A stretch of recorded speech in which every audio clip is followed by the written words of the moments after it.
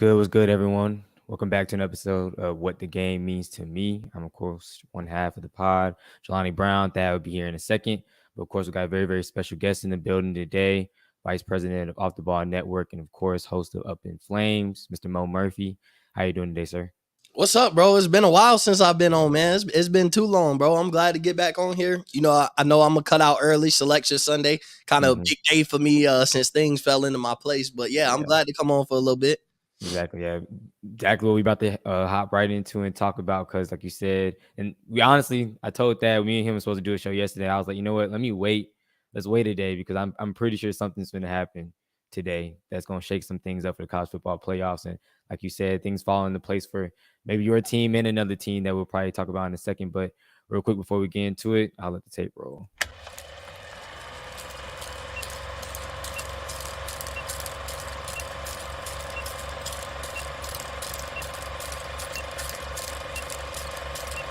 Here's Michael at the foul line. A shot on Elo. Good! The Bulls win! They win! Don't you open your mouth about the best. Or I'm going to set it for you real quick. LOB. Listen, we talking about practice. Not a game. We talking about practice. Lewis gets it to LeBron for three for the win. Yes! LeBron James at the buzzer! Pass is caught! Diggs! Sideline! Touchdown! Unbelievable! Vikings win it! What was your mindset when you stepped in the batter's box? Go yard. I mean, I'm a pitcher. Why not swing as hard as I can? I got nothing to lose. It's nothing to man above.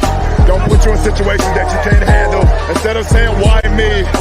They're saying this is what he want me to do. And,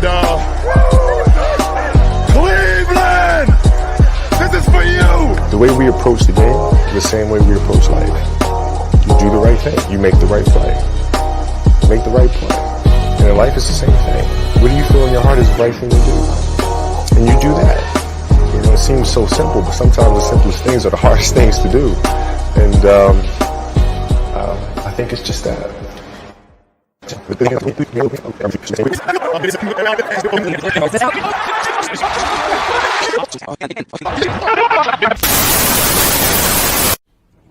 Welcome to What? The game. To me. All right. We're back. And like I said, we're going to hop right into it. Obviously, championship Saturday was yesterday. Of course, a lot of teams won that we expected to, and a lot of teams, didn't win that we didn't expect to. But like I said, to open up, the gates for certain teams to get into the college football playoffs, possibly within 25 minutes, we'll hear. But just wanted to get your thoughts on championship weekend yesterday. Obviously, we thought your squad would be playing in that big game, but, things didn't happen that way. But, of course, like we've been saying, it's very possible that they'll be playing on a bigger stage in a few weeks. So what did you think about yesterday's games? TCU and Kansas State was cool. Other than that, I mean, no game really meant nothing. If Georgia lost, who cares? Their spot was locked in the playoffs. Had Michigan lost, who cares? Their spot was locked in the playoffs, especially when you look at who's behind them. If Michigan had lost, they put themselves in the argument of who deserves to get in out of them, TCU, Bama, Ohio State. Well, they win the argument over Ohio State because they beat them head-to-head a week ago. So, really, a lot of the games, I just felt like they didn't mean nothing. I watched them, you know what I'm saying? But I just really felt like it was like the two night games, the ACC and the Big Ten championship was just you're watching it because it's football, but it's they have there's nothing implemented in winning this game. No significance, honestly. Like you said, pretty much it was, and they were both definitely boring. There's snooze fest because Carolina kept making crucial mistakes at the goal line, throwing picks, fumbling, getting that field goal block, a bunch of different things. And, the Michigan-Purdue game looked like it was going to be something for a little bit, but, obviously Michigan, turned it on, second half and kind of ran with it. But like you said, LSU game, Georgia game really didn't mean nothing. Even with a LSU win, it wasn't going to solidify much. Still 3 losses, too many teams ahead of you, in the standings. And then Clemson, North Carolina, of course, Clemson, same thing, just hadn't had a great year, ranked 9th, ACC championship. That can help your case a little bit. It may be, if other things fell your way, Michigan, Georgia loses, probably still not, though. Like you said, Kansas State, TCU probably was the best one, obviously, because we were just so, used to TCU coming back and winning those type games, and they were in position to do so, but obviously couldn't convert in overtime offensively, and then Kansas State took it with the field goal. I don't know how. I think they're the number one comeback team in the nation. Yeah, they've came back on like every big win they got. Exactly. So it was cutting close, and it sucks that it came at the end of the year, the last game of the year, that would have solidified their spot, but just didn't work that way. But like you said, pretty much just meaningless games. And a lot of people do have the argument, which I want to kind of get your thought on it before we move on. Just like the championship games or championship weekend in general, like feeling like they're always purposeless. It's kind of like what do you like? Obviously, it showed yesterday, but like in past years, like kind of like what do you think? Some years are more meaningful than others. Like if you're that 11-1 team on championship weekend, like winning, like USC, right? Like winning that game was everything. Like them trying to win that game. So losing that game, essentially what we assume lost their college football playoff spot. But when you're a team like Michigan or even TCU, Georgia, you come in there undefeated. I mean, really the goal is just don't get blown out. Like when you're sitting at how they're sitting, I don't think that loss should matter. It was a close loss. It went into overtime. They already beat the team before, so hard to beat a team twice, even though Utah did it the night before in dominant fashion late in the game. But it has its years, but I think these are going to mean a lot come 2024 when the playoff expands. Yeah, exactly. Yeah, that's what I was about to say with the Rose Bowl finally getting on board. I think 12 is still a lot, but I think 6 to 8 would have been the sweet spot. But we'll see. But moving on, of course, 20 minutes now. College football playoff prediction is going to be big, big, couple of minutes for you, Mo. And obviously don't want to leave out Jeff. For your Ohio State Buckeye fans, like we've been saying, things kind of fell into place, and y'all might be right, staying right in one of these 4 spots. But if you had to give your predictions 1, 2, 3, and 4, who would you go with? Giving my predictions, I'd go Georgia 1, Michigan 2, TCU 3, Ohio State 4. And that's predictions. That's not who I think should be where. I'm cool with Ohio State being 4. I mean, just getting in, I don't think, but Michigan has a case to be 1. Even though the way Georgia dominated LSU is pretty impressive, Michigan still has the best win on the season, dominating Ohio State just a week ago. But either way, they'll get in. They're undefeated. They're conference champs. I think TCU stays at 3. I know a lot of people are making the argument that it'll be Michigan versus Ohio State and Georgia versus TCU or even possibly Bama. But I think TCU stays at 3. Ohio State's 4. I think in order to see a rematch that everybody, really the whole internet was going crazy off of last night, just assuming. I think in order to see that rematch, the College Football Playoff Committee is going to make both teams earn it. Mainly Ohio State. They're not just going to give, another 20 million views for a game. I think they're going to make Ohio State earn it and have to see Michigan in the national championship. And you're going to have to do that by beating Georgia, which obviously, as we know, that's not an easy task by any means. Exactly. Yeah, I feel that as well. And that was kind of like you said, Michigan definitely does have a case for number 1. Obviously, I still lock in Georgia 1, Michigan 2. You got, or not you guys, what you call it at 3. God, no, I was right. Yeah, y'all at 3. I was right. Y'all at 3, and then a lot of people, which of course. We had this conversation yesterday in the chat. Bama at 4. Bama at 4. Just like it definitely pains me to say it and think it. With them being a 2-loss team, but it just me and my guy was watching the game yesterday at Taco Mac. We was talking about it was like, dang, it's just gonna be an SEC versus Big Ten, basically the championship we all thought we was gonna get, and then the best of the best out of the conferences playing against each other. So obviously I already have an idea of what you feel, how you feel about the, SEC bias that a lot of people, kind of have and kind of give them that, benefit of the doubt to, throw them back into this mix when it should be a lot of other teams that possibly should have that 4th spot. So what do you think about Bama being at 4 if they were to put Bama at 4? I think that's ridiculous. And I'm going to be honest, it really has nothing to do with SEC bias. Like, for why I think it's ridiculous, I know why they would get in is because of SEC bias. But my thing is, we've seen this before with with Penn State, right? Penn State won the Big Ten championship as a 2-loss team, beat Ohio State, and they let Ohio State backdoor in without playing on the championship, and Penn State won. And we're talking about 2-loss conference champ. So we're talking about a team with 2 losses, didn't play on conference weekend. You can tell me they lost close games. I get that. But if we start talking about the close games they lose, we can talk about the close games they barely won, which all that matters is winning. But style points is a thing in college football. It's not about just winning. It's about how you win too. And they just as easily could have lost to Texas. There was an opportunity for them to lose to Ole Miss, and they didn't play great against A&M either. They won 24-20 against Texas A&M, and I know that seems like a better win because they kind of dominated LSU, but then LSU just got beat. Like, that's a 4-loss. Yeah, but LSU just got murdered by A&M. So yeah, so that's a 4-loss team now. So I just look at it like, if Bama gets in, like, how come Tennessee couldn't get in? Yeah. How come, and I know Hendon Hooker got hurt, and so I know that would be the excuse, but I mean, Vanderbilt beat Florida and beat Kentucky this year, and then Joe Milton comes out on the field and he puts 50 on him.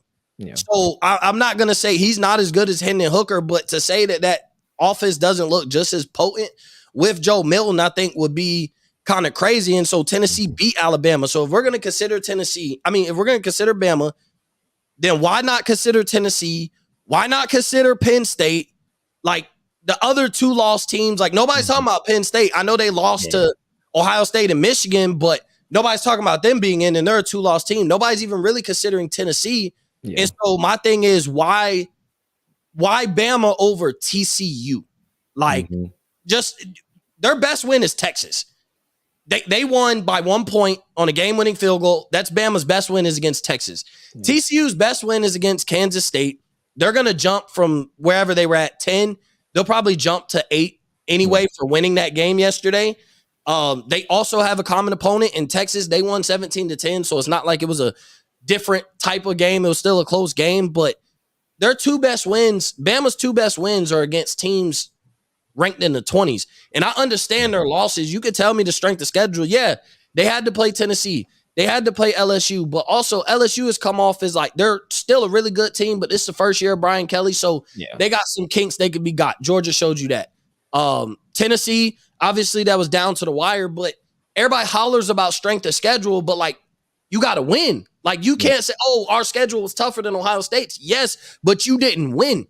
Like, that's my problem is, like, we're awarding losses. Like, this is the first time where I've heard people awarding losses. Well, it was last second losses, but it was a loss. Like, we're rewarding Alabama. I'm sorry. I just don't see TCU didn't do nothing to me to not be a college football playoff team. USC's lost twice. Like, even USC, I think, why not USC over Alabama? Like, they lost to the same team twice. Like, they got 2 losses, but they lost to the same team. They ran through everybody else. And I won't say ran through, but it's just, it is the SEC bias, but it's like, people hate Ohio State so much. And it's like, bro, why is it not the same hate for Bama? They the ones who've been winning for the past decade. Like, everybody act like Ohio State got like 5 championships. Yeah. Bro, we got 1 in the college football playoff era. We've played in like 2 national championships. We got 1.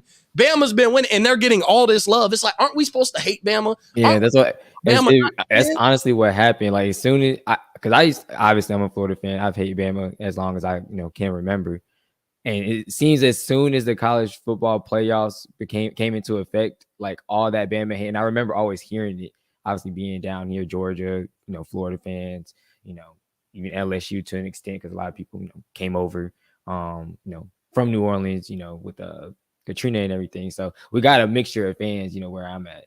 So it's like, as soon as the college football playoffs got put into effect, that's what seemed like happened. Like, all the hate for Bama kind of to subside, and he's like, oh, let's put him in playoffs. We like watching him put him in playoffs because the SEC brand. Yeah, so that's why I'm like, it's definitely biased. Like, it's definitely biased, because, like you said, even when you're talking about, like I said, the other 2-loss teams that we can be considering, like, USC and Penn State for sure would be the number, like, the 2 teams that I'm thinking about with 2 losses that should be thought about in the same caliber as Bama, because, like you said, they're losing to arguably, obviously, the top 2 teams. Don't care about Purdue, but top 2 teams in the Big Ten, and then you losing to Utah, that's been a good team, been a consistent team, been pretty much ranked all throughout the year. Obviously, a bad loss would have been that Florida loss in the beginning of the year. So like I said, they lost to the same team, and they lost to two biggest teams in the Big Ten. So, and like you said, with Alabama obviously losing to were the number one ranked team at a point this year. Obviously in Tennessee, like I said, last second, but also their other loss. It kind of is all on the same level field, but like you said, it's never talked about the same way. And like you said, and I don't know. Sometimes I'll be looking at college football as like not reality TV, but it's like like you said, style points. It is reality TV. Yeah. It's about the brands, and it's about who can make this is until we get 12 teams. This is all about money. And so if you told me Georgia was playing Bama and Michigan was playing Ohio State, I wouldn't be surprised. I'm talking about, I mean, bro, that day, 40 million people are going to be watching college football that day. Yeah. Like the whole country is going to watch those games back to back. But I think if it is branding, like Ohio State's probably going to get in, right? And so I understand the whole argument of like for a USC or a TCU, but I don't think Ohio State gets in at the expense of TCU. Like I think they would get in. I think TCU should be 3, stay at 3, match up against Michigan. Ohio State has to play Georgia. They would not get in at the expense of Alabama. And I'm sorry, I can't rock with that this year. Like, are we even sure Alabama's that good? Yeah, like they're good. They're a good team, but this isn't the same Alabama team that we're used to. Like everybody pitches like, have they earned the benefit of the doubt? 100%. Is Nick Saban probably the greatest college football coach of all time? 100%. But what you've done the past 10 years cannot matter today. Yeah. Like it's a new. Always has to be a year by year cases. Yeah, it's got to be. You got to let go of when Devontae Smith and Jalen Waddle and Henry Ruggs and Jerry Jeudy and all those guys, like they're not on the team anymore. And so like this Bama team, are we even sure they're that good? Like to me, what's stopping Georgia from beating Bama the same way they beat LSU? Like Bryce Young makes things happen, but if they slow down Bryce Young, Bama gets the doors blown off of them. I mean, you probably say the same thing about Ohio State. They slow down C.J. Stroud. Ohio State probably gets the doors blown off of them by Georgia too. I'm not saying like, oh, we're a better matchup. I'm just saying I don't think Bama should get in at the expense of TCU because that's whose expense it'll be in. Because like I said, I think TCU will be 3. I think Ohio State will be 4. I don't think it's much of the argument of who gets in over Ohio State or Bama. I think it's Bama and TCU. That's who I think the committee's sitting there. And I just think like, bro, I could see if TCU was Cincinnati. Like I could see that if they're playing in their bro, they're a Big 12 team. Like you're telling me Power 5 matters, but then like you always pick like the Pac-12 never mattered to them. Now you're gonna tell me like the Big 12 doesn't matter. So really, only 2 conferences matter in Clemson. Like really, Big 10, SEC, and then Clemson is typically who matters year in and year out. So I do have a problem with that, but I mean, if they get in, I get it. Doesn't mean I'll be okay with it, but I understand. Yeah, exactly. No, I feel the same way. Like I hope, like I said, each year, like last year with Cincinnati, I'm hoping, like you said, we see other big, Power 5 teams be able to have that shot. But it seems like you said, those teams, those conferences, Pac-12, Big 12, like you said, even obviously ACC besides Clemson, last few years, they got 1 loss on their record, especially in the time of year or the time it comes at in the year also sucks. That's what I've always hated too. Like, obviously you can lose a game early on, possibly bounce back from it. But if I lose, like I said, TCU loses in the Big 12 championship, it shouldn't have a big effect or mark. But right when they lost, it was everybody talking about Ohio State. Well, obviously Friday, with USC's loss as well as Ohio State and Bama. Those are 2 teams. But it's like you losing in the championship, and that's a mark against you. Like you automatically being undefeated. While being undefeated, I can see with USC, like that's their second loss, 2-loss non-conference champ in the Pac-12, which hasn't gotten the most respect. You lost to the same team twice, which to me would be like, if I'm trying to make the 4 best teams, how can I put like with USC, if I'm matching USC and Bama, my thing is, how are you one of the 4 best teams when you lost to the same team twice and you don't consider Utah a top 4 team? Where I think like if Hendon Hooker never got hurt, I think people would be like Tennessee or Bama.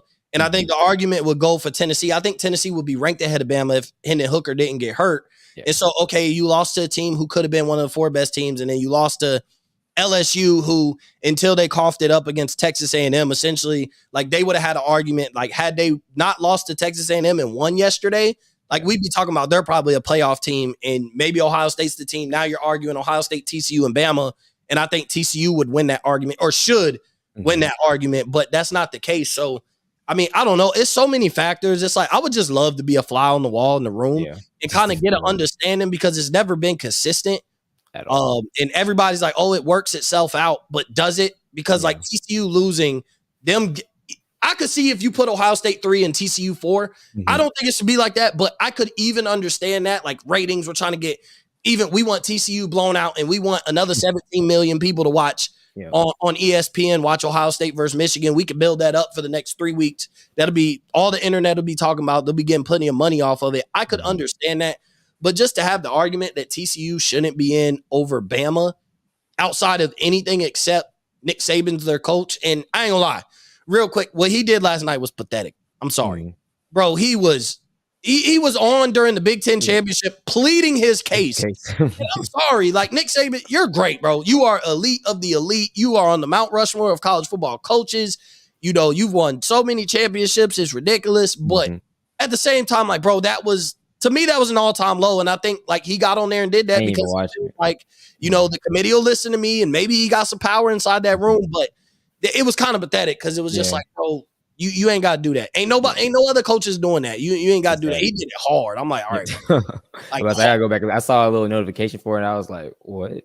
I was confused by it. I was like, I wasn't even watching because I had the ACC on. But I was like, I was just looking at that. I was like, he pleading his like what? It didn't make no sense. His case hard. Like he's talking. He brings Vegas into it. Like if we played them, if we played these teams, odds. He was like, would we be the favorite or would we be the underdog? I would bet we would be the favorite going into these games. So like basically pleading that Vegas would find Bama better than these teams based on betting odds. I'm like, all right, bro, we done went too far. Yeah, but I say it's something like you said going on behind the scenes too. Like one odds even. He knew what he was doing. I know that much. He knew what he was doing, but it was definitely big time. But real quick, I know it's about 5 minutes, until we start to, get these names of teams rolled out. Real quick, I wanted to ask you, it just came to mind, because it was something that blew up on Twitter after it happened. What did you think about the Pepsi, halftime football throw tie with the two girls? I didn't, because I was confused. I watched it back and I'm like, all right, they tied, but they tied again. They was like, oh, the white girl won. I was like, how'd she win? They tied both times. And they was like, oh, like, I guess they did something off air to break the tiebreaker if they did have a tie. I was like, bro, that's lame. Go do it again. Like, it's another 15 seconds. Like, you're not taking that much from halftime. But I guess they ended up bullying, Pepsi, or not Pepsi, Dr. Pepper into giving the other girl $100K as well. But what did you think about that whole fiasco? Oh, I mean, I thought it was stupid. Like, bro, they tied clear as day. Like, everybody watching this game seeing that they tied. And, bro, this is like, I'll say that I know it's a fun thing and stuff, but like $100K on the line. Like, if I was that girl, like, yo, $100K is on the line. We not just flipping a coin in case we tie again. Like, no, we going mano-y-mano. You could have shortened the time. Isn't that what people do? Like, because our time can only be but so long, we'll do 15 seconds instead of like 30 and just go. But it's funny that a halftime throwing of the football made like such a big deal on the internet, right? Like these conference championship games are going, and like the halftime was where the controversy was. It wasn't controversy on the field inside the lines during those 4 quarters. It was at halftime throwing the balls into the thing. But that it always made it fun. It always makes it fun too, because like it's like you see good people, get good opportunities, and people going to college getting some money to finish out their education. Like the one kid was like, he's gonna put it towards cancer research, and that's what he's going to school for. And I'm like, that's cool. Like you hear that, and you hear what are you gonna do with your money, and you hear something like that, you earned it. So it is pretty cool to see that. But like controversy on a halftime show, like what are we doing, bro? Like tell me these games mean absolutely nothing without telling me. And you told me by creating controversy on a halftime Dr. Pepper, throwing in a football shootout, like arcade style, like we were at like, Dave and Buster's. Yeah.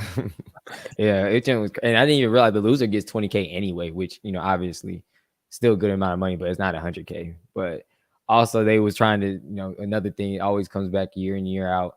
The the style of way that they throw the ball, like it's been successful the last few years. They just undertoss it. No one actually throws it like a football. So a lot of people are asking for it to get banned for them to do the little undertoss, So what do you think about that? I personally think I wouldn't. I mean, obviously, like you say, a controversy halftime show. It's just a fun thing. Obviously, I want these kids to get their money whichever way and however way. Like, whatever works. Like if I'm a win throwing it underhand, I should be able to do that. But at the same time, I would like to see somebody start trying back throwing it like a football. But obviously, it takes away time too, I think. So what do you think about it? Yeah, trying to pick up a ball and actually throw it, it does, like, it's time consuming where they're just grabbing it in two hand, or they're either underhand or they're grabbing it with two hands. Like, it's just efficient. Grab and throw, grab and throw, grab and throw. Where if you're grabbing it, cocking it back, like, you could get a rhythm going, but at the same time, like, people are upset. Like, they just put out like 5-star high school athletes to get an opportunity to get a full ride scholarship to play for one of these teams or something. Like, exactly. Bro, these are people going to school for, medicine or lawyers or whatever, just general education. Like, these aren't 5-star athletes. Like, these are just people getting an opportunity to get some money put towards their education. So I don't get like, oh, we hate the underthrow. Like, well, I would love to see how everybody plays this game at like Dave and Buster's or something, because efficiency is what matters. And the way they're going and getting their rhythm, pass it with two hands or underhand, it's efficient and it wins them money at the end of the day. So why are we critiquing non-athletes at an athletic event when it's an opportunity to win somebody? Like,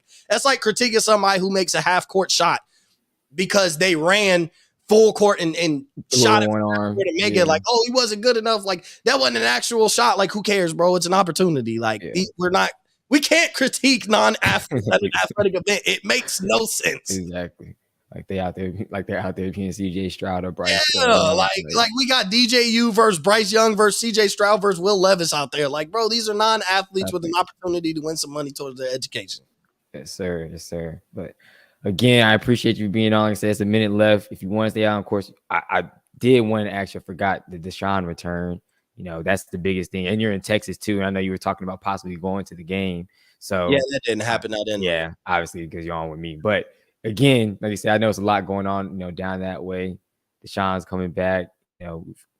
Austin, little throw in practice. I'm a little rusty, whatever the case may be. People probably feel he may be a little rusty coming back from his 11 game suspension. 11 game suspension because I think they had a bye. But just thoughts, like, what do you think he puts on the show today? What's he going to look like? I mean, he is playing Houston, going back to the team that did trade him. Obviously, they're not good this year. 1-9, and I think they're tied. So yeah, just something crazy. But what do we think about my man? He comes on and puts on a show. Or what's he do? I don't expect him to play great. Like, it's his first game, bro. Remember, like, yeah, he's been suspended for 11 games. Don't forget, he didn't play it all last year. So it's like, and this is emotional, a lot of things happen off the field. So my thing is, if anybody expects Deshaun Watson to just go out there, if he threw for 400 yards and 4 touchdowns, great. Like, shout out to him. But that's not the expectation. I expect them to continue to run the ball, let Deshaun kind of get into some rhythm, maybe try and make a few throws. But I don't expect a big game from him. And at the same time, like, if you're Cleveland, you're a little nervous about, like, how good do we want Deshaun Watson to play against his old team under the circumstances? Like, this isn't like a Russell Wilson return to Seattle. This isn't, Tom Brady returned to New England, or Peyton Manning when he returned back to the Colts, where it was a little bit of a gracious exit. We appreciate you. There was a lot of drama inside that building going on. He requested a trade anyway. They kind of sat him a year, but there was a lot of drama. He hasn't had enough success in Houston for you to be like, thank you for your services, bro. We're glad for you to be back. And then those 10 girls are going to be sitting up there. So, like, if I'm Cleveland, I don't pick this game to his first game back, let alone this game, to unleash Deshaun Watson and go for like 400 yards and 4 touchdowns. Bro, he'll probably be the first player to ever play the Houston Texans to get death threats after the game. Yeah. If he does that. Like, nobody ever gets nobody cares about what you do against the Houston Texans. He'll be the first player to go off against the Texans and get death threats after that. I think the internet's going to be insane here over an hour when they start this game, because it's just going to get wild, and people, how the internet is, and people take offense and say whatever they want. So I think it's going to be a wild environment, even in Houston. I think there's going to be a lot of hate, bad blood, crazy signs that they can't put on TV. Like, I do think it's going to be a little wild environment for a bad Houston Texans team. I think it could be hostile, which is something like we're never say about the Texans ever again. Yeah, I definitely feel that. What's going on, Thad? How you doing? What's good, man? I hopped in right at the perfect time, it seems like. Well, yeah, let me get going, y'all. Selection Sunday about to start. I need to know if we getting in. So. Yes, sir. Yes, sir. Appreciate you as always for being on. Hey, man, you know y'all getting in, but good luck. I'm about to say, all right, I'll holler at y'all. All right, man. But yeah, like I said, that real quick, we just moved on from it, but obviously want to get your 4 teams real quick. I told them I think Bama. I don't know why, but I think Bama may sneak in. I'm hoping not. I'm hoping TCU maybe takes that 4th spot. And they're going to be at 3rd. Obviously with Georgia and Michigan round out the top 2. But who you got? Yeah, real quick before I go back to the Deshaun, we go back to the Deshaun thing. I'm gonna, obviously Georgia's 1, Michigan 2. I'm gonna go Ohio State 3, and it's kind of weird. Like I don't know how to explain this, but I think TCU should get in, but I don't think they're gonna get in. Like the respect that the committee has for Bama, they had 2 last-second losses, but they did also have like 5 or 6 one-possession games. So this is not the same dominant Bama that we've seen in the past. And they had a lot of injuries and stuff, but this is a new year. The committee, maybe they're gonna think a little bit differently. I know they have a lot of pressure coming up in the next couple of minutes, but I'm gonna say TCU. They put TCU in, undefeated all season. The one game they lost was in overtime to a team they played already. So at the college level and at the pro level, these are some smart coaches. So when you play somebody second, they're gonna know all your tendencies. They're gonna know each and everything. They're gonna do all their homework. So it was a tough matchup, regardless. But I'm gonna go TCU. I want Bama in because I think Georgia will put them hands on TCU. So I want Bama, but I think it's gonna be TCU, and I think they're doing the right thing if TCU gets in. So that's my 4.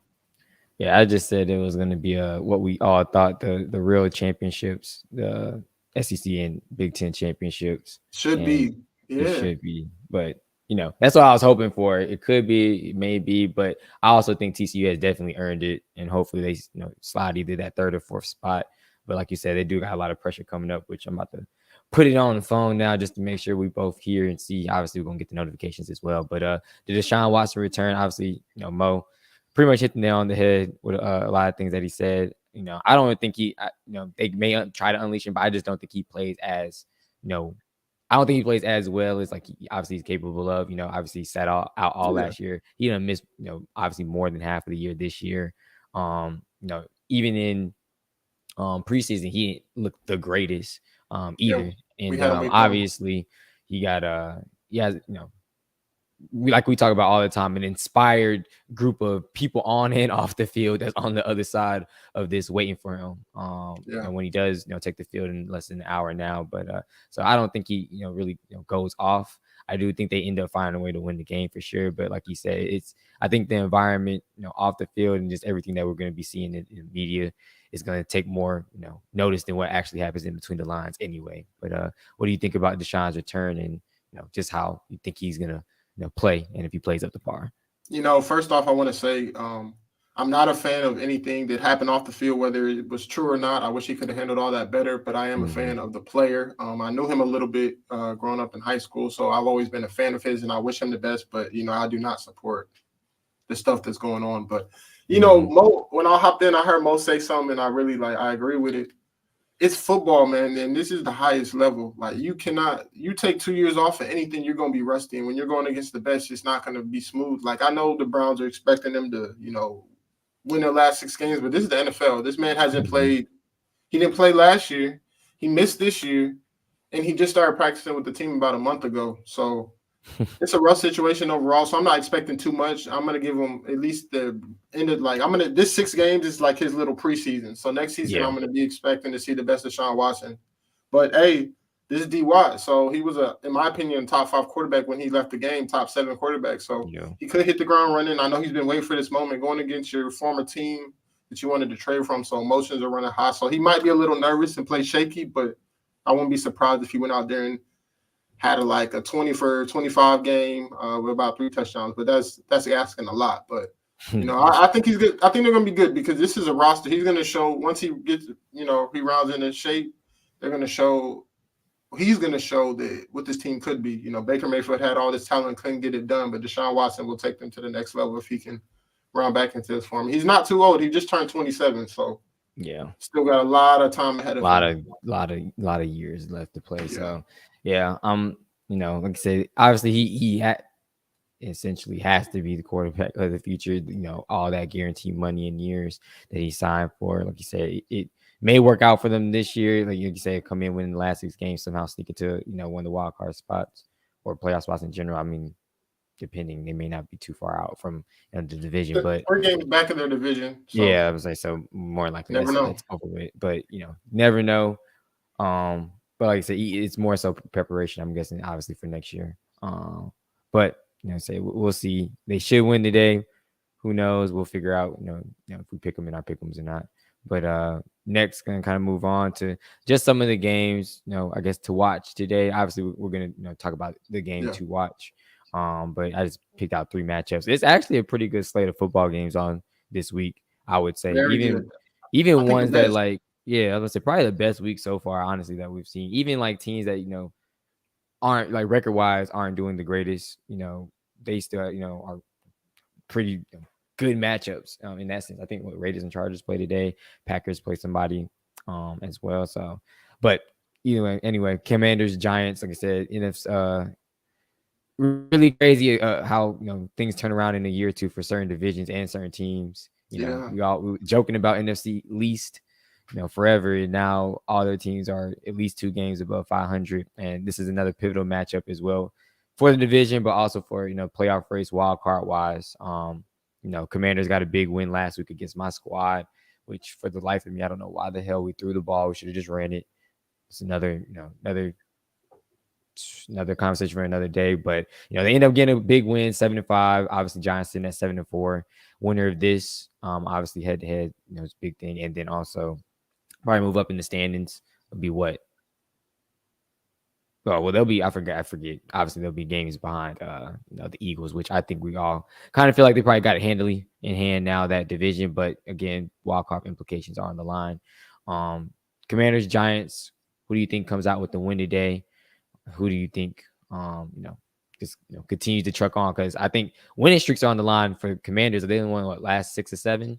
Yeah, 5 or 6 or 6 or 7. Like you would have thought, looking at Rob and Coach, I felt for them when they used to do their shows after the game because they just look so depressed, especially Rob. But now I know, times have changed and had something to do with Taylor Heineke, G-Co product. I don't know, they just play better under him. They play more inspired.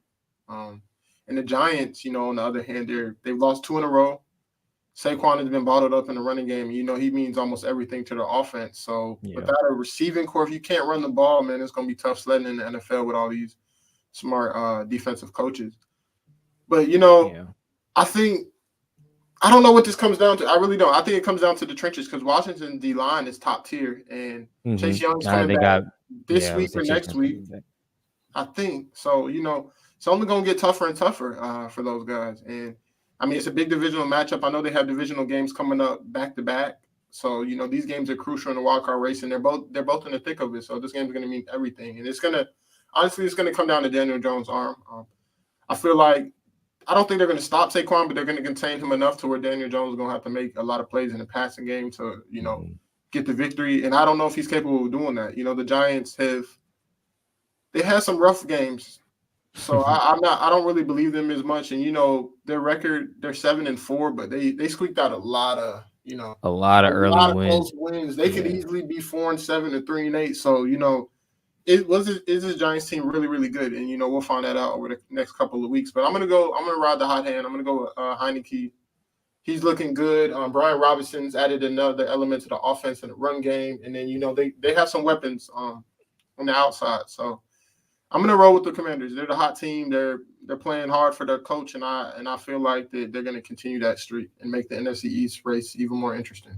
Yeah, I'm gonna go with the Commanders as well. Like you said, they just look like they're clicking more so on all cylinders. The defense has turned it around big time from the first few weeks. Even like you said, Rob and Coach, they would always talk about their linebackers and also their secondary.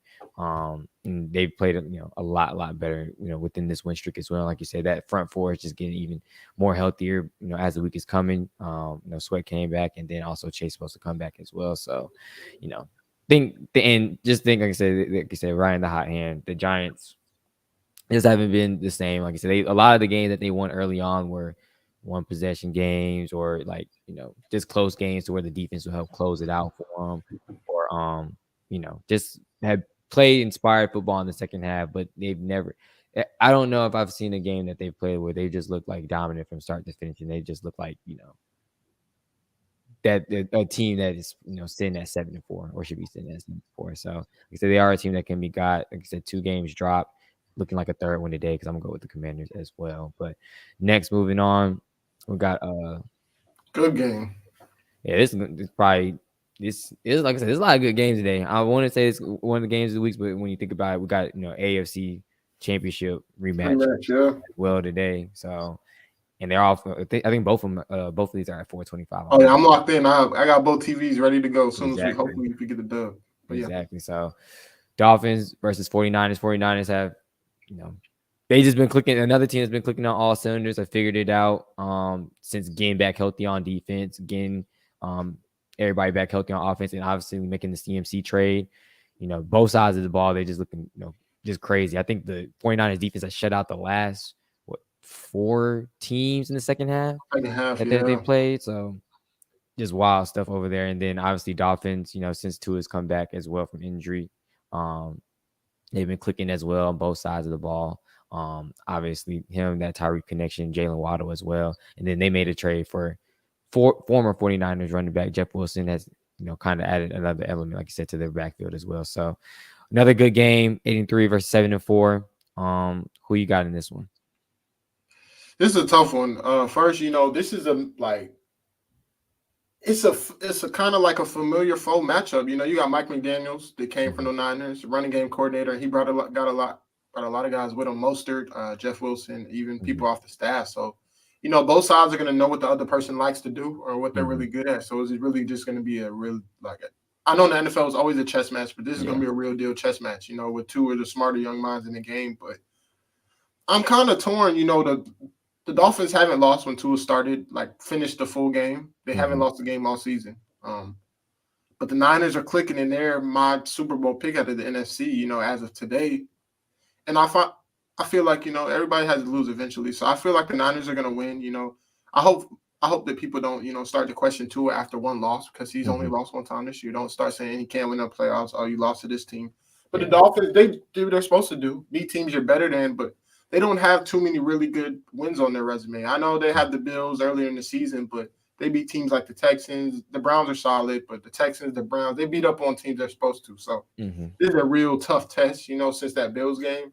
And I think that I could see them winning, but I just like the 49ers at home, going all the way across the country. It's a tough matchup. And my biggest thing for today, I know I'm picking the Niners now. Both tackles. One tackle's out and Armstead is doubtful. So, Nick Bosa. Nick Bosa. Coming off the edge. Armstead. It's not looking too good. But I will say though, Tua, even though he's throwing the ball downfield, he's as good as it gets is throwing the ball, getting the ball out his hands real quick. So he knows what to do. But it's just a tough matchup when you have both your tackles out. You can't get in third and long and passing situations because Bosa just going to pin his head back and give to a hell all day. So I'm going to go with the 49ers because of injuries going all the way across the country. And then they finally have to lose with Tua. He's not going to go undefeated the whole season. It's just not possible. It's going to be a great game. And I would say if Jimmy G doesn't turn the ball over, the 49ers win 31-27. Yeah. And even Jimmy G has been protective of the ball as well. Like I said, all he honestly has to do is literally get it out of his hands to one of the playmakers. It can be swing pass, quick little slant, crossing routes, anything. And he just has athletes to make plays. So with Ayuk, Debo, and CMC, so he's been and Kittle as well. Obviously, don't want to forget him. So he's been very protective of the ball. Like I said, the defense has just been balling out. And like you said, when you put in a lot of those factors in, it definitely. A lot of the the chips are stacked against the Dolphins, but these could be these are games like you said that they've shown they could perform in, like you said, against quality talent early in the year, but let's see if they can do it later on as well. So I want to go 49ers as well, especially because they're home. Like I said, in these type games, I kind of go with the home team as well, just because and like I said, they're the hot hand, the team that we've been talking about is a hot hand. So again, chips are stacked against the Dolphins, but I think they can come in and surprise, like you said, mainly with the factor of people that's not on the field. Mike Daniels, that's the biggest factor. Like I said, brought him over, a lot of people over, on the field and off the field, that knows this organization inside and out. So, and we've kind of seen it before, not really like he's, the mentor and mentee, not really like McDaniels, like really the mentee. Like both of them are really young guys, obviously, but sometimes we do see that, the student kind of overtakes, master in certain ways or whatever the case may be. So it's like, Mike Daniels, obviously knows Shanahan very well. They know each other very well. So maybe he has a game plan put in place to, counteract this explosive offense and the dominant defense, that we will see in the 49ers. But I'm going to go 49ers in a close one. I'd say I want to say it'd be low scoring, but I really feel like it could be high scoring at the same time. I want to say like 20-23, but we'll see. Next we got Chiefs, Bengals, like I said, AFC matchup or AFC championship rematch. Think it's going to be a good game. Obviously, I think Bengals still down Chase, aren't they? Yeah, he comes back today though. So. Oh, okay, he came back today. Yeah, he comes makes 4 games. Yeah. Oh yeah, IR. I guess he missed 4 games. All right, cool. I didn't know how many games. I didn't know how many it had been. I thought it was 3 still, but because he got hurt against us, so yeah, it has been 4 games. But like I said, Chiefs Bengals matchup. Another great matchup for today on the slate of games. Obviously Kansas City has been rolling as well. Patrick Mahomes looking like the MVP, front runner. Kelsey's playing out of his mind as always. And as always, even with we've been talking about it all year. Tyreek Hill being gone, other guys just kind of step up and fill those slots. Across the board. Even rookies like Sky Moore. So it's like everybody's kind of doing their part, doing their thing, and the defense hasn't. They're still. I think they're kind of still middle of the road, but they've performed and played up to par. A lot better than they have in past years, just leaning on the offense. Defense has stepped up in a lot of key moments in games this year as well. Especially, damn, his name just lost me, but big guy in the middle, Chris Jones. Yeah, so definitely, like I said, has anchored that defense. And then on the other side of things, the Bengals, obviously known for their explosive offense. Down Joe Mixon, but Perrine has I guess stepped in and done his part. Obviously, they have a trio of wide receivers that Burrow is going to love to throw it to. But definitely just overall exciting matchup. I think it's going to be a really, really high scoring game. Like we can see upwards of 30, maybe even 40. Never know. At least from one of the teams for sure. So, what do you think about this matchup? Who do you think takes on the win? I'm going with the Chiefs. This one's actually kind of easy for me. The Bengals have had their number the last 2 times, and I just know that the taste they have in their mouth from that AFC Championship game is. I know they've still been thinking about it. Like you blew an 18-point lead at home in Arrowhead. Like that's the last thing I thought would ever happen in the playoffs, especially to Mahomes. But yeah, he kind of folded in a way. He's my favorite. He's my favorite quarterback in the league. But he folded. It is what it is. And I know this game is personal to him. Even last time they played at the end of last year, I'd say the Chiefs were up 14-17, and they blew the lead again. So it's bitter, They have to finish games. It's going to be a hostile environment in Cincy, but the Chiefs are just rolling, man. Mahomes has shown, going into the year, we had all the not other people had questions about him. Could he get it done and stuff? And he's proved everybody wrong and more. And at this point, he's the MVP of the league, in my opinion. And I think they're just going to continue to roll. The slow and steady offense that they have is just eating people alive right now. They're being consistent as ever. Kelsey, like you said, man, playing like he's 25, but he's 32 or 33. So Hall of Fame player, just making plays week by week. And Juju's getting he's not the Juju we saw in Pittsburgh the first year, but he's slowly, getting better and better, getting more ingratiated with the offense. So I think the Chiefs are just a well-oiled machine, and this AFC Championship game from last year is going to be personal to them. So I think the Chiefs come out and make a statement. Yeah, hopefully so. Hopefully so. I think they will as well. More than likely, they will. Like you said, and they're playing at home too, right? Or they're on the road. Yeah, they're at home. Like you said, just revenge game. It probably could turn to a blowout. Like I said, it could be a close game. Could go either way, but like you said, I think they are, hungry just to prove that they're still the top dogs in the AFC. Because like you said, blowing an 18-point lead to go to the Super Bowl or go back to the Super Bowl is, something that we wasn't expecting that would ever happen or expecting to see. So I think they'll be primed and ready for the day. as well. So I'm gonna go Chiefs too. But game to watch. Obviously, we have our two teams. My team's still in the playoff hunt, essentially, only because Tampa Bay keeps folding as well, and nobody in our division really acts like they want to win. So that's really the only reason we're still in it. And we play the Steelers, and we play at home, so hopefully we win. Maybe we won't win, maybe we will. We do win, and then the Saints end up beating, Tampa Bay. I think we'll be second. We won't even be the top of the division. We'll be second, but it's not really my game to watch. Just want to talk about my team. Hopefully we get a dub. Don't think we will. Kyle Pitts is out for the year. We do dumb stuff like throw the ball with Mariota as a quarterback 3 yards away when we've been running the whole game and running the whole drive. So don't think we'll end up winning the game. More than likely, Kenny Pickett and Tomlin. I just feel like they're smarter than our guys on the other side of the ball. Plus, we don't have the athletes. We don't got the players. We don't got nobody. So don't think we'll win. But my game to watch outside of all these games, obviously, we didn't talk about Tennessee and the Eagles. I think that'd be a pretty good matchup as well. Pretty fun matchup.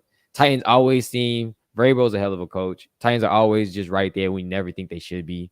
They're sitting at 7-4, obviously, the top of you guys' division, and playing pretty good football, and always. I can't even name their entire roster, bro. I don't know I know Derrick Henry. I know obviously Burks, Robert Woods. I know people on the opposite side. I can't think of who's on their defense anymore. Like ever since the year where they had Vic Beasley and Clowney, and I know the safety. Yeah, Byard and but they got some players, but I'm saying they be throwing plug-in corners and just playing lock. I don't know who on their front four. I don't know who their middle linebacker is. I don't know nobody on defense. I couldn't tell you, but they're just always right there. Like they're always right there and contending. Always can overcome and beat these top teams in the league. And like I said, Barry was just a hell of a coach. But another game, like I said, just a game to watch. Obviously, the Eagles have been playing, probably one of the top at least three, top three, top four, best out of this year. Staying at 10-1, trying to continue to stretch out that lead or at least keep that lead of 2 games from the Cowboys and stay atop of that division. So I don't know. I think the Titans could pull out that one. It just seems like these are the type of games the Titans always seem to pull out. Like I said, against top tier teams. So I think when we do the pickers, I'm gonna go with them. But just your game to watch. Got a couple, man, for different reasons. I'm gonna go. I know it's my team, but Jags Lions. It's an interesting game between 2 younger teams that are like up and coming, getting better, showing strides. And I just want to see Jamison Williams. I wish Andre Sisco, our best safety, wasn't out today, but Jamison Williams is returning. I can't wait to see him. Deshaun Watson versus his old team. That's going to be interesting. And then I'm going to go Vikings Jets. Mike White was looking good last week. If he wins again, I'm interested to see what do they do if he beats the Vikings and he balls out like he did last week. I don't know. You don't give up on Zach Wilson yet, but it's not a good situation when you got teammates wearing Mike White shirts. Like nobody was doing that when Zach Wilson was a starter, so it's just a really odd situation in New York. But those are my games to watch. Honestly, this is a great slate of games. I don't want to mention the ones we're all going to watch. Like the Dolphins game and the Chiefs game. But this Sunday I'm locked in, and they just announced the playoffs, so this is a really, really good Sunday. Yeah, exactly. And for those, I'm sure everyone knows as of now. Came in, they did not do what a lot of us thought they possibly could do, and they put Bama at 5, put TCU at 4, Ohio State's 3, Michigan's obviously 2, and Georgia's 1. So we do get to see that Michigan-Ohio State rematch from a few weeks ago. We'll get to see how TCU matches up against the consensus number 1 in the nation. So it definitely would be a good one. And then they put Bama, Tennessee 5 and 6, so we'll see them square off as well. But real quick though, before you go on, I don't like that they put Georgia and Ohio State. I'm okay with them playing in case them in Michigan, Ohio State and Michigan playing the Natty, but they're playing at the Peach Bowl, so it's basically a UGA home game. Yeah.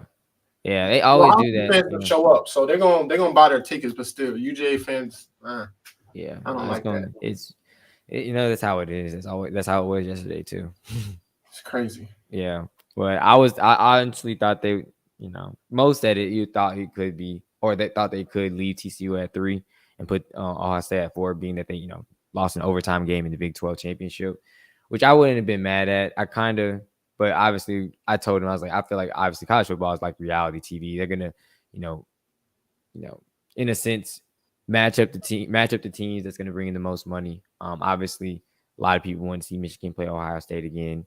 And being if Ohio State was 4, that probably wouldn't have been a possibility. I mean, it could have been, being if Michigan handled business against TCU and then Ohio State somehow found a way to beat Georgia. But obviously rather get that money up front, and then Michigan or Ohio State versus Georgia, that's another money maker as well. But I'm happy that they didn't put Bama in. After USC lost, TCU lost, it was a possibility a lot of people was talking about, and Saban also pleading for them to put them in as well. So glad they didn't make that move. But sorry, St. Nick. I know, right? He's like I said, what you call Mo said that definitely was a week. I didn't even see. I just saw the notification. I didn't even know, because I think they said it did during the Big Ten championship, Big Ten championship. But I was watching ACC championship, so I didn't even watch it. But definitely sorry for you, and Bryce Young as well. We'll see you next year in the NFL. Goodbye and good riddance. But next is go ahead and hit on our pick'ems before we, as we close out the show and the rest of the day. Real quick, I mean, I didn't ask you. Hold on. What did you think about the top 4 that they put in? No, I said it was. Remember, I said it's fine. I just didn't like the matchup. I said that I want Bama in, but I think they were going to do the right thing and put TCU in, and they did. So I would have liked I mean, I guess for ratings, you wanted the Ohio State, Michigan natty. It's all about the money at the end of the day, and the ratings would go crazy. But I wanted to see Ohio State at 3. Yeah. But TCU, I have a small feeling that TCU could beat Michigan, but I don't know yet. I don't think so. But we'll see. TCU playing, it's different. TCU playing Georgia. No, TCU's playing Michigan. Nah, they got Michigan's 2 and Ohio's TCU 3. Right. Look at it. I'm tripping. I say you're right. I'm saying it the way I wanted it to be. You thought it was gonna go, yeah. I'm saying it the way I wanted it to be. You're right. My fault. Hey, I really want to see where my boys are at too, though. FSU. We had a good season. I don't want to get too off topic, but we beat y'all. I know we didn't talk about that, but we beat you guys, and we've had a pretty good season this year. I'm proud. You think y'all be in the New Year's 6 bowl game? Maybe we could sneak in, but Kansas State, the way they played yesterday, they're getting one. So I don't know. We'll see. They definitely getting one. I forgot what they were ranked, but they're probably definitely getting one. They were ranked I think they were ranked 10 or 9 yesterday. So yeah, I think it was 10. They're getting one. 10. They're definitely getting one. Yeah, they'll get one. Clemson will get one. Clemson, no, man, they just they're ugly this year to me. So Florida State's gonna be one of the odd teams out of New Year's 6, I think. But I'm proud of the team regardless, honestly. Yeah, looking up bright spots. I don't know about mine. Like I said, I stopped watching after like week 4. So no, I was talking with Niles. We can get to NFL right after this, but he was like, Devin was talking about Richardson going to the draft, and I was like, nah, he need to come back for 2 more years. That boy need to. Yeah, somebody said that to me yesterday. I think I was talking to one of my boys. Yeah, I was talking to one of my boys, Tyreek. I was like, well, that boy not going nowhere. Like, he ain't no top nothing. He need to stay for another year, 2 years. And if he got another year from COVID, he need to stay that year too. Like, he just need to stay. Like, that boy needs all the work, all the help. I don't know what people like off potential. Ain't no potential. I mean, he has tools, but he has a lot of work to do. Yeah, that was he has potential, obviously, but I ain't drafting him based off no potential, especially what I've seen after Utah game. Like, no especially way. throwing the ball. Yeah, no way in hell. But pick them real quick. I guess we run through them real quick. Obviously, Pittsburgh, Atlanta. I'm gonna go up my squad. I feel like you can go against me. Real quick. I didn't finish the last week or 2 weeks, last week and a half of our standings. So I'll tweet out a update after we get off so I can finish adding them up. But I think it's still fairly, very close. I think these last few weeks we've been trading off wins, like of certain games, like wins and losses of certain games. So it's just like pretty much even. I think it's like 1 or 2 game difference. So, but we're coming down to the wire, coming down to the end. I'm gonna go Pittsburgh. I know. I'm gonna go Atlanta. I'm sure you're probably gonna go Pittsburgh. Yeah, I'm going Pittsburgh. I mean, we haven't been on in a minute, but Kenny Pickett. I think I mentioned this on the show, but Kenny Pickett, I like him. He throws interceptions, but he's fearless. He'll stand in the pocket. He does a lot of really good things, and I think the future is kind of bright in Pittsburgh in a way. And I think they're playing okay. You know, they lost to who they lose to last. They won last week, but they lost to Cincy in a close one a couple weeks ago. And I watched that entire game, and I was like, I think Pittsburgh has something here, and it might be a Pittsburgh home game. You know how Atlanta does. When y'all season is over, y'all stop showing up. Y'all start.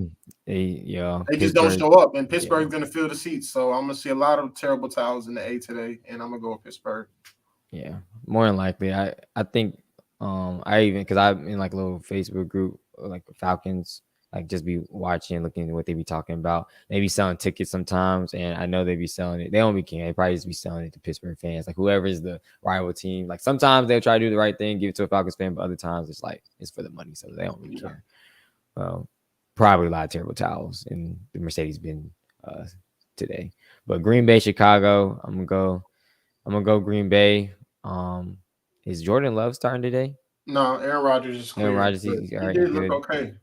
I would say he didn't look half bad when he did pop in, but full game sample sizes we've seen sometimes it's not fully there. But I'm gonna go Green Bay in this one. Not really too much to say. Unfortunately, bottom of the barrel teams in that division. I think Chicago could squeak out a win easily. Green Bay just isn't the same type of team that we're used to, but I'm gonna just go Green Bay. This is probably last week. Like I'll confidently try to pick them and hope that they win. But who you got? I'm gonna go with Green Bay too, but I think it's a shootout. Fields before his injury was looking pretty good. Even against y'all, he had a bad turnover to end the game, but he still, he's been showing signs of getting better week by week. So I think it's gonna be an interesting game. But I'm going with Green Bay too. Jacksonville, Detroit. This is gonna be a pretty good game. You guys surprised me last week with the comeback. Wasn't expecting that for sure, and then with the ballsy 2-point conversion at the end. So I'm standing up, man. Yeah, but Detroit also, like I said again, Williamson. I don't think he's gonna have no breakout game, but you never know. Sometimes it happens that way, but they're getting a lot of their receivers back, kind of healthy as well. Williams has played very, very good in the backfield. Goff's been all right. I don't know. This is another one that's a shootout that probably could be high scoring as well. And Detroit's at home. Like I said, from the beginning of the year, Detroit was able to put up points. They just haven't been able to stop nobody really. But I think Hutchinson's starting to come on a little bit. Defense is starting to figure out a little bit. So they could, take this game. I'm gonna go with Detroit only because I know you're gonna go with Jacksonville, and they're at home. Like I said, these type of games I always go with the home team. I'm riding with my guys, man. Like I'm actually proud. I'm not even a soft fan, but I sound soft saying like I'm proud of 4-17. But we've just been playing good this year, bro. We've blew some leads, but we've been in every game. Even though we lost to Kansas City by 10, saw a lot of good signs there too. And the win last week was, it just made me feel good about the team. Like I picked us to win. I betted on us to win versus the Ravens. People like you're crazy, and I was like, nah, there's something about this team, man, and the confidence and the quarterback, and he's getting better week by week. I love everything I'm seeing. So I'm gonna go with us in a close one, but it's gonna be a shootout, like 38-35. Yeah, it's definitely gonna be high scoring. Jets, Minnesota. We're missing 2 starting DBs. So okay, yeah. So yeah. Like I said, they got big, long, rangy, fast receivers that capable of going downfield. Yeah, that's what I'm saying. Sharp, Williamson, Reynolds, like even obviously Brown, St. Armiara. So I might be in for one. I got 2 starting DBs down. So who knows? Yeah, I'm going to Detroit. Jets, Minnesota. Who you got? We go Minnesota. Mike White, it was cute. If he does it again, he'll have my attention, but it was cute what he did last week. But Minnesota is a different breed. I will say, though, their pass defense is terrible. But playing at home, playing on the road, playing in Minneapolis in that dome, I don't know. I'm going with the Vikings. Yeah, they do get a little bit of a break from the weather. Yeah, true. But that crowd is loud. So they're having a good season. So. But I am intrigued by Sauce and Justin Jefferson matchup today because I know he will follow him a little bit. So I'm interested to see that for sure. Yeah, I'm gonna go with Minnesota too, but I do think it's gonna be a very close game. Like I said, just a great week of football. I think it's gonna be another close game. So, that Sauce Jefferson matchup definitely is gonna be something to watch out for. Hopefully he does shadow him the whole game. And overall, just the Jets defense has just been really good from, just draft day, all the rookies that they have. I've just stepped in and been big contributors for that defense. Offensively, just been missing because Zach Wilson. But like you said, with Mike White coming in, just putting up a good offensive performance last week. Hopefully, he's able to repeat that this week, which is a big possibility. They could have found something. Like you said, it's going to be a lot of rumblings to figure out what to do with Zach Wilson. Never know. It could be one of those Josh Rosen situations, which could be. Yeah, we know how that worked out for him. It didn't work out for him, so it could be one of those situations. But Washington Giants, obviously we already went through that one. Both went with Washington, Tennessee, Philly. Let me go first on this one. I need this. I need you, Philly. I'm never been an Eagles fan. I don't like hearing Al's talk about the Eagles because he talks too much. But we're 3 games back, and if we win this week and they lose, we're 2 games back, and then we play them next week. So, not saying there's a chance, but there's a chance, and it all starts today. So we have to win, and I need Philly to win. And I know they've been a little shaky, been playing with fire, and Tennessee is not one of those teams you want to play around with. But I feel like the Eagles squeak this one out at home in a close one. It'll be a smash mouth game, 50 rushes 50-plus rushes in this game, I think, between both teams. Yeah, it's definitely going to be on the ground. That's where both these teams honestly get their bread and butter. Obviously, Philly can pass it a little bit. AJ Brown, Devontae Smith, Quez Watkins. So they got some people they can throw the ball to as well. But like you said, I think it's going to be low. I think it's going to be smash mouth. Obviously the Eagles are they're able to put up points on the board, but I don't think they're going to put up as much as they normally are today. I think Titans could try to control the ball a lot, time possession. That's just the type of team they are. But I think Philly does squeak it out as well. Like I said, at home. In a close one, somewhere between 3-6 point win. Denver, Baltimore. I'm gonna just go with Baltimore. Denver, just as a whole, it's really crazy to see how disappointing Russ and just that team in general has been, and they're stuck with them too. So it's like, yikes! It's not getting any better. I don't know if it was true, but I saw a rumor saying that they had Sierra had a birthday party for Russ, and only half the team showed up, something like that. So. Just crazy work that's going on over there in Denver. I'm gonna go Baltimore for sure. Yeah, this is the quickest one we're gonna do. Baltimore. They're mad about how they blew another lead. They've blown a lot of leads this year. They gotta tighten that up before playoff time. But yeah, Denver is. I keep saying I'm waiting on the week. The breakout week. He's finally gonna get it together. It just does not look like it's happening. It's sad to see though, because what could have been. And it's crazy though. Real quick, I said this is gonna be quick, but it's crazy to think about. The year before last, when Russ was still there on the Seahawks, the year before his final MVP season, candidate, that and he had a couple teams who were vying to trade for him. So imagine if some of those teams blew up their entire draft capital and stuff to do it. It's just it's crazy because if he doesn't play, if he doesn't pick up his play, man, this is one of the worst trades in NFL history. So. And contracts too, like Jesus Christ, boy. And he got paid after he got there. It wasn't like they picked up the contract. They paid him thinking like, oh yeah, we've already seen what we need to see. We trust you. But hey, shout out to you, Russ.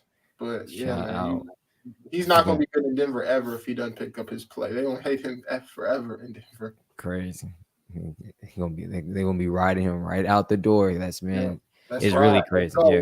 Let's leave. Like somewhere else. I don't know where. But it's crazy also how they just can't find a quarterback too. Like it's just mind blowing. Like you think that they had one and just like he does this. Like it gotta be some type of curse there. Like John Elway that did something. Like he didn't curse all other quarterbacks after Peyton done left. So definitely weird to see that, that they're about to become the next Browns, having different starter every 2 years, damn near.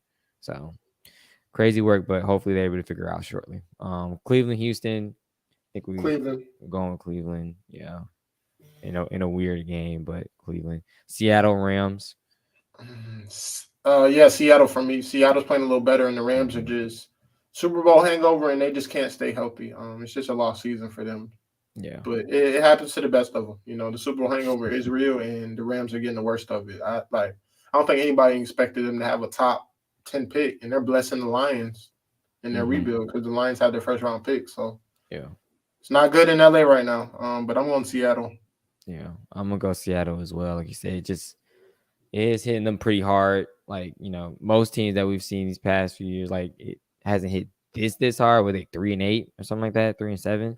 You know, lost a few pieces, but picked up pieces that we thought were going to be very helpful to the squad, as Bobby Wagner, Allen Robinson, and they just, I don't know. It's a team thing for sure, but it's just like they haven't really played up to par.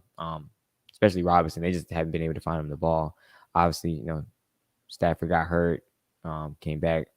Cup's hurt. Van Jefferson missed a lot of the season. I think he's only been back a game or two. So, definitely weird to see what's going on over there. But I'm gonna go with Seattle in this one. It's crazy, even on the road. So then Miami, San Fran. I think we both went with San Fran in that one. Kansas City, Cincinnati. We both went with Kansas City. Chargers, Vegas. Who you got?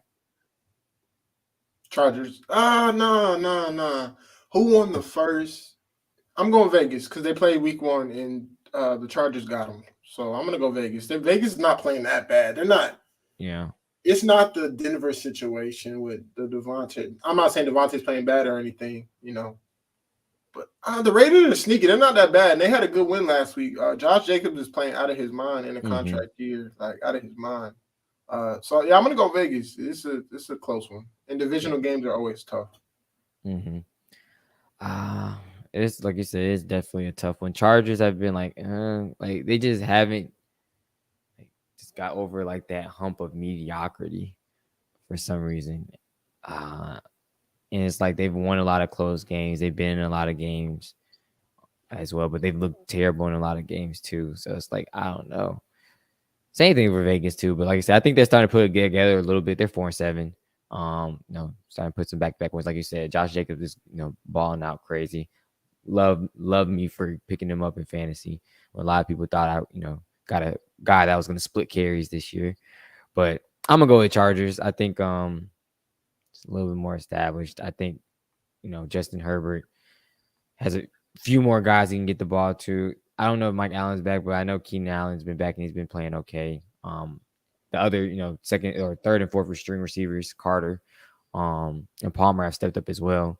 And obviously still has Austin Eckler in the backfield. So, I think they win in a close one. I'm gonna take Chargers just to be, different in this one. Indy, Dallas. I'm gonna go Dallas. I'm going Dallas. This game, I don't hate the Cowboys, but it's pissing me off. They had so many primetime games. Exactly.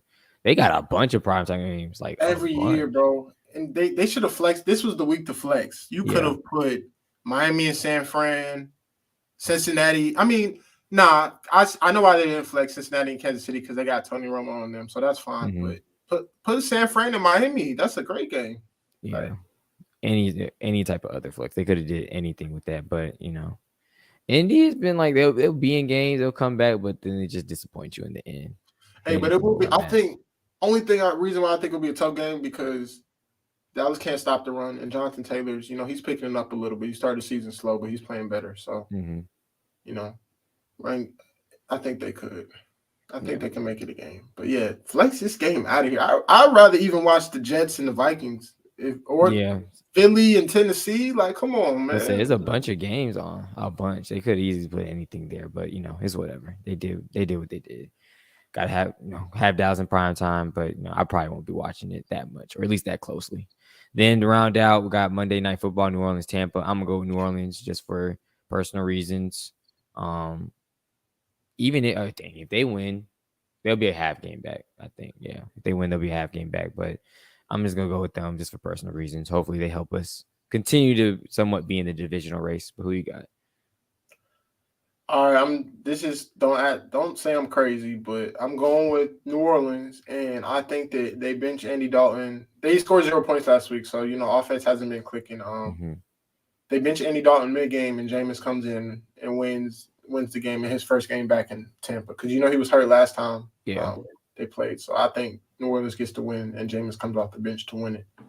And before we finish, man, I don't know what type of ruling or whatever process they have to go through to do this, but they need to put in a ruling to where you can flex Monday night games too, because they've been stuck with some stinkers this year. And I don't want to watch. This is not a game I'm going to rush home to on Monday to watch. I'll catch the second half. Yeah, it would have been a few years ago. Shit, maybe even last year. Last year, even though the Saints had their number, but yeah. I'm going with New Orleans. Let's go, Jameis. Hopefully that does happen. I like when he got hurt and they came back and they just stayed with Andy Dalton. I was kind of confused. Like I didn't think he necessarily did anything to just straight up lose the job. But it's whatever. I don't really care for them. Don't care for either two of the teams. I just hope that they help us win or help us if we do take care of business today. But yeah, man, that does it for the show. As always, we can finish out. I mean, you probably just did, what really grinds your gears just now. I don't even need to do it. They just need to flex out. Primetime matchups, bro.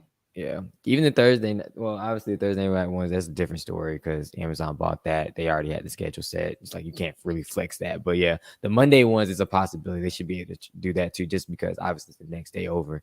They get that done Thursday, Friday, sometime. Honestly, Friday, Saturday. So, but yeah, for me, I mean, I don't even have one no more. I really thought it was gonna be the committee, the college football committee. I do have one. Outside of that, obviously I'm an advocate for 6 to 8. I think that's enough. But obviously with the Rose Bowl finally completing the deal, is going to expand, I believe, to 12 in 2 years. But a lot of people, I think if somebody tweeted out and I responded, they was talking about, how this year is an example for why they shouldn't expand it because we barely have enough good 4 teams. And I'm like, that shit, did you not think about that? Literally you're saying there's not even good 4 teams. That means there's more teams that can obviously compete and vie for a playoff championship. It should be expanded based off of that notion alone. There's no 4 dominant teams. Especially this year, it's not going to be 4 dominant teams. I would like to have seen, especially if Hendon Hooker didn't get hurt and the 6 that they have, I would like to see it get expanded to 6 this year. So I hate the people that don't are just all 4 teams. It shouldn't just be 4 teams. Like I said, year in and year out. Obviously, we're seeing some of the same top brand teams in the college football playoffs. But as you can see, there's a lot of other top teams that have talent that should have that chance. And there's not 4 dominant teams. And year in, year out, we're starting to kind of see obviously Clemson fell off this year. Tennessee was number 1 for a minute. They fell off a little bit because of injuries. Alabama wasn't as dominant as they've been in the past. So, and we've seen emergences with USC with Lincoln Riley and Caleb Williams. Who else? Me and Mo talked about Penn State. That's another 2-loss team that only lost to Michigan and Ohio State, 2 teams that's in the playoffs. So it's a lot of teams that should and could be, in that conversation when it does expand. But it's it doesn't make sense to be stuck and go home on 4 teams just because you feel like there isn't 4 dominant teams. Yes, that makes sense. There isn't 4 dominant teams. There's a lot of other teams that can compete. So it's expand it out. And like I said, I'm with 6 to 8. I think 12 is a lot.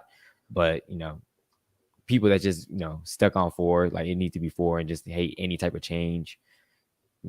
You got to change, bro. 4 teams isn't enough. I think 6 to 8 should, be the standard. 6, obviously, with the first 2 getting buys. 8, obviously, we flex it how you want. If they get the buys, they get the buys. If they don't, 1 to 8, 2 to 7, 6 to 3, 4 to 5, NBA playoffs. So, yeah. But that does it for the day. Real quick before we do leave, definitely want to shout out some of the sponsors. SeatGeek, we got, of course, you can get $20 off your first event ticket, whether it's to one of the games, concert, whatever the case may be. If you use Off the Ball, you get $20 off your first purchase through SeatGeek. And then also we have what I put it at? Fanatics. Oh, I ain't even put it on there. Fanatics, but don't forget about them. There's a link if you go to Off the Ball Network, Twitter page. Click on that link, you'll get I believe 20% off as well.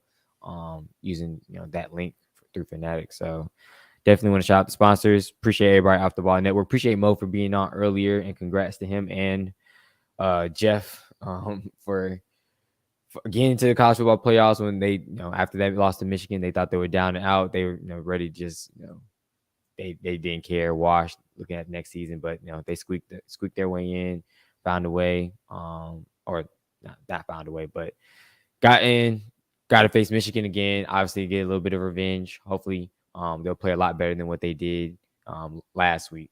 And like I said, shout out to them. Shout out to everybody on Off the Ball Network. Definitely go check out everybody's stuff. I know Kenneth just opened up a opened up a subscription, and also Mo as well for Substack. So definitely subscribe to their stuff.